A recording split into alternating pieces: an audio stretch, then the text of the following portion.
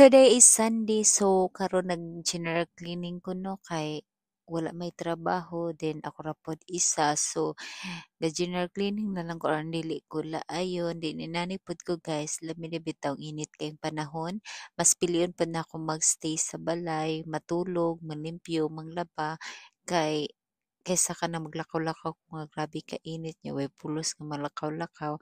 Pausahay pag mulaag ko ganahan ko mulaag jud sad ko. So diri man ko nag-general cleaning ko kay gusto nako 'pag Monday to Saturday is wala ko'y buhaton.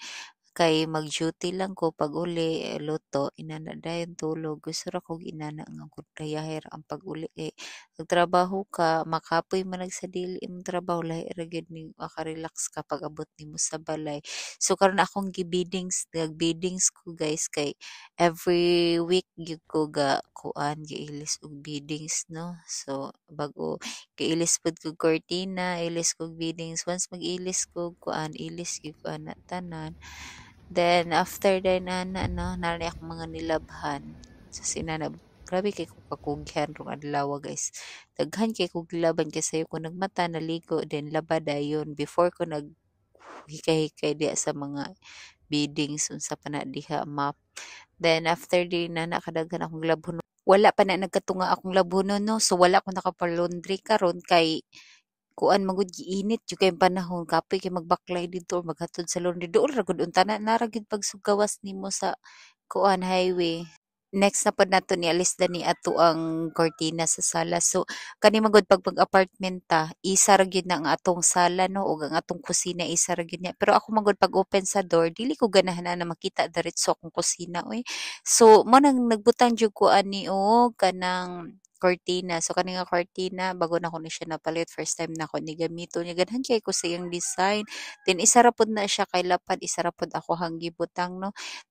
Human ako naog ka ng plaster, so okay na na siya no tadto niabot naman ni akong kauban na ngadto dayon miugkugon. Kani nga mga panahon na hapon na ni siya. So magilog ng kahig kangit-ngit niyan mi diri kay mag night market mi.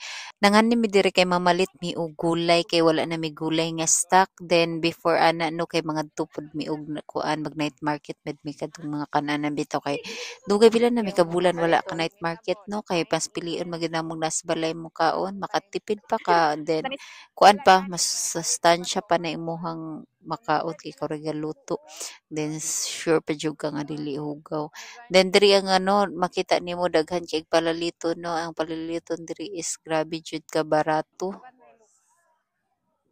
then ngadto na mi ani sa kuan padulong na mi ani sa night market guys kay ulan-ulan pod siya. So daghan pod kay tao karon sa night Mangita market ta kay to Sunday magtrending man gud siya. avocado.